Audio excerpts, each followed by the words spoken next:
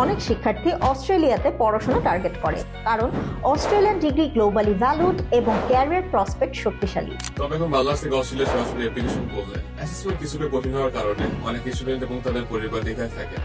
এই এক্সট্রা চাপ বা অনিশ্চয়তা অনেকে নিতে চান না। যাদের লক্ষ্য অস্ট্রেলিয়া, তাদের জন্য আমরা একটা স্মার্ট পাথওয়ে সাজিয়ে দিচ্ছি।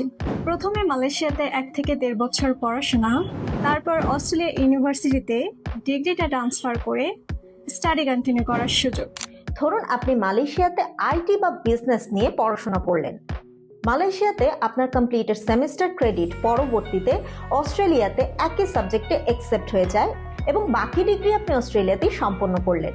আউটকাম কিন্তু একই থাকে, Australian degree, Australian campus, Australian environment এবং ভবিষ্যৎ ক্যারিয়ার অপরচুনিটিস, কিন্তু শুরুটা হয় স্মুথ এবং একাডেমিক্যালি স্ট্রাকচার সিস্টেমে।